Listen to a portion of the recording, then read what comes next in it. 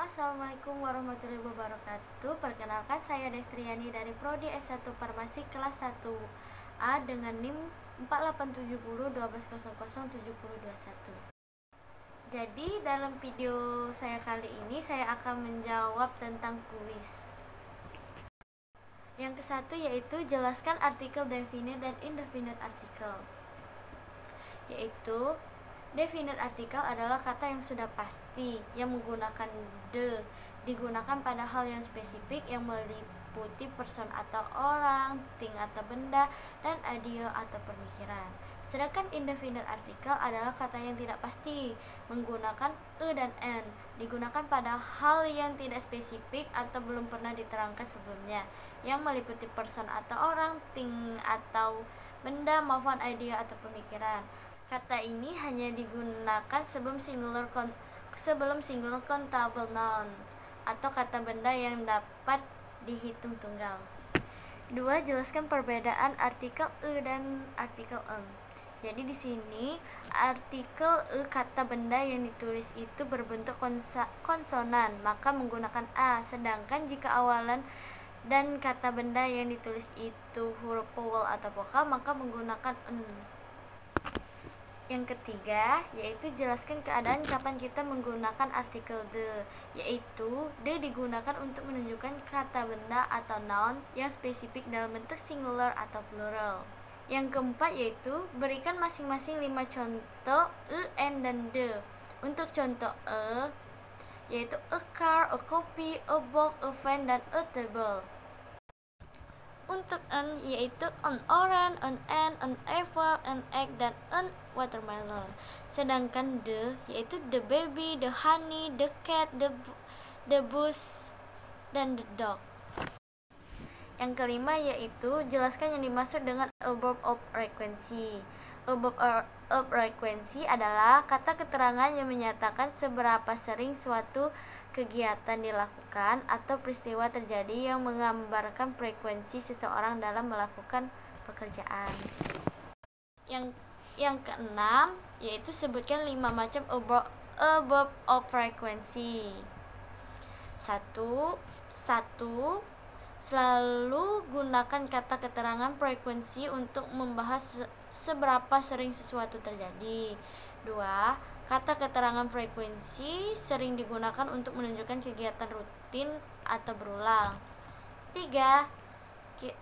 Jika kalimat hanya memiliki satu kata kerja, tempatkan kata keterangan frekuensi di tengah kalimat sehingga ditempatkan setelah subjek tetapi sebelum kata kerja. Yang keempat, jika sebuah kalimat mengandung lebih dari satu kata kerja, tempatkan kata keterangan frekuensi sebelum kata kerja utama. Yang kelima, yaitu menggunakan kata keterangan frekuensi negatif atau dalam membentuk pertanyaan. Letakkan sebuah kata kerja utama. 7. Di mana letak a verb of frequency pada kalimat positif? Jika kalimat hanya satu kata kerja, maka keterangan diterangkan kalimat sehingga ditempatkan setelah subjek tapi sebelum kata kerja. Tapi jika lebih dari satu kata, maka tempatkan sebelum kata kerja utama. Yang kedelapan yaitu berikan contoh kalimat yang menggunakan a verb of frequency, baik kalimat positif, negatif, dan interrogatif, dan berikan contoh setiap kalimat. Baiklah, kalimat yang positif yaitu Sipa sometimes lend me her novel. Yang negatifnya yaitu Sipa does sometimes lend me her novel. Yang interrogatifnya yaitu does Clara sometimes lend me her novel. Yang kesembilan yaitu jelaskan yang dimaksud dengan simple present tense, yaitu kalimat yang menyatakan suatu perbuatan atau kejadian berlangsung atau kejadian pada waktu sekarang. Yang ke-10 yaitu apa perbedaan kalimat nominan dan kalimat verbal, yaitu nominan adalah kalimat yang tidak menggunakan kata kerja, sedangkan verbal adalah yang menggunakan kata kerja. Yang ke-11 yaitu jelaskan rumus mengenai kalimat nominal pada simple present tense, baik kalimat positif, negatif, dan interrogatif, dan berikan contoh di setiap kalimat. Rumusnya yaitu yang positif subjek plus to be plus objek atau komplement. Contohnya yaitu he is my teacher. Sedangkan yang negatif subjek plus to be plus not plus objek atau komplement. Contohnya yaitu he is not my teacher. Yang interrogatif yaitu to be plus subject plus object atau komplement. Contohnya yaitu is he my teacher. Yang ke-12 yaitu jelaskan rumus mengenai kalimat verbal pada simple present tense, baik kalimat positif, negatif, dan interrogatif, dan berikan contoh di setiap kalimat. Rumusnya yaitu yang positif s plus subject plus verb 1, I atau S, plus objek atau komplement. Contohnya, he kicked the ball. Yang negatif yaitu subjek plus do atau does plus not plus verb 1 plus objek. Contohnya, he does not kick the ball. Yang interrogatif yaitu do atau does plus subjek plus verb 1 plus objek. Contohnya, does he kick the ball? Yang ke-13 yaitu jelaskan perbedaan penggunaan do dan does, yaitu do digunakan untuk subjek I, you, we, dan they, sedangkan does digunakan untuk subjek she, he, it. Nomor 14 yaitu jelaskan perbedaan penggunaan verb yang ditambah dengan s dan is dan yang tidak ditambah dengan s dan is, yaitu verb s. 1. Penggunaan is kata benda yang berakhiran dengan huruf O, SH, CH, S atau SS, dan X. Penggunaan S yaitu kata benda yang diakhiri huruf Y, tetapi sebelum huruf Y adalah huruf vokal. Sedangkan verb tidak ditambah S atau IS, yaitu menggunakan imbuhan IIS, yaitu kata benda yang diakhiri huruf Y, tapi sebelum huruf Y adalah huruf konsonan atau bukan huruf vokal. Ke-15 yaitu jelaskan perbedaan singular noun dan plural noun. Berikan contohnya.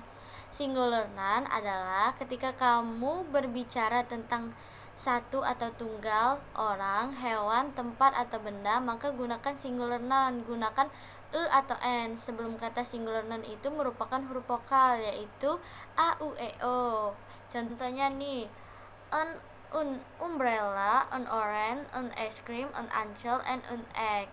Sedangkan yang E yaitu a basket, a rainbow, a wall, a monster, dan a car. Sedangkan plural noun dibuat dengan menambahkan akhiran s. Beberapa juga ada yang menggunakan akhiran iis. Contohnya strawberries, monkey, wolves, hippos, dan heroes. Yang ke-16 yaitu jelaskan perbedaan countable dan uncountable noun. Yaitu countable noun, kata benda yang dapat dihitung secara langsung. Contohnya I have some flowers, yaitu aku punya beberapa bunga. Sedangkan uncountable noun yaitu kata benda yang tidak dapat dihitung berupa benda, zat, ide, abstrak, dan emosi. Contohnya nih, I need 2 cup of milk, yaitu aku membutuhkan 2 cangkir susu. 17 yaitu jelaskan perbedaan abstrak dan contrast noun. Berikan contohnya. Yaitu abstrak noun adalah kata benda yang menyatakan rise atau konsep, string atau perasaan, thread atau keadaan, dan quantity atau karakter. Contohnya nih, happiness, freedom, imagination, romance, sadness, kindness adalah kata benda berupa material atau suatu yang berwujud nyata. Contohnya nih, sugar, brand, chess, phrase, cat, dan box. Contoh kalimat abstrak noun. 1.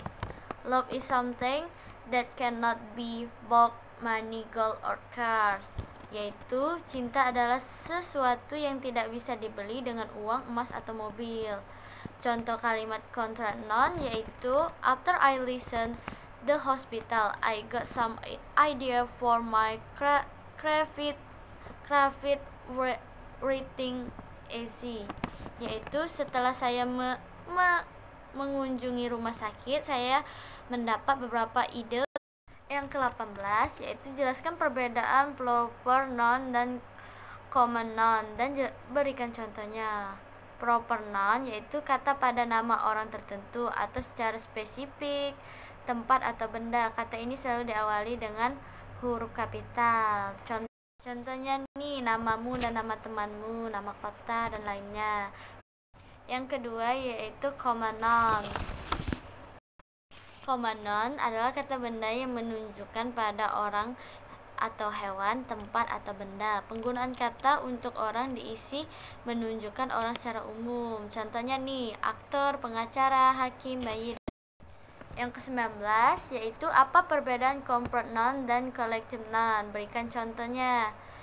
Yang ke-1 yaitu compound noun, yaitu sebuah nomina baru yang dibentuk oleh gabungan dua nomina atau lebih. Contohnya girl plus friend menjadi girls friend.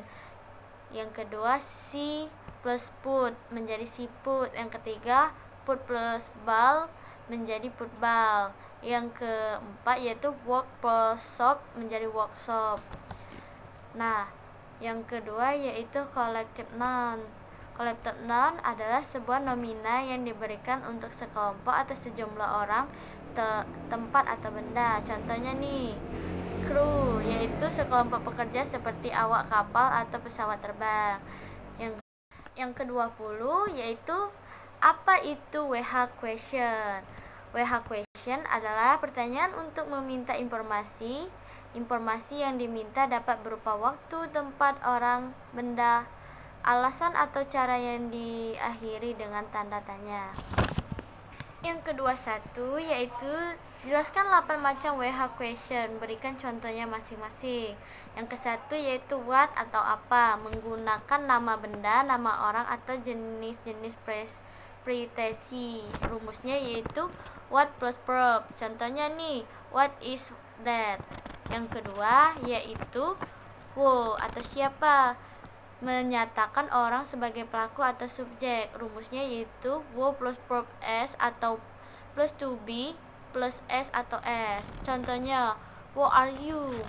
Yang ketiga was, yaitu milik siapa, menanyakan pemilik suatu benda. Rumusnya yaitu was plus verb plus. Contohnya nih, whose pen is this.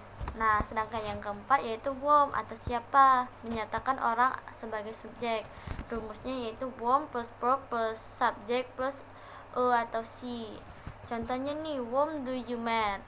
Nah, sedangkan yang kelima yaitu why atau mengapa, menyatakan alasan atau penjelasan. Rumusnya yaitu why plus another verb plus subject plus atau si.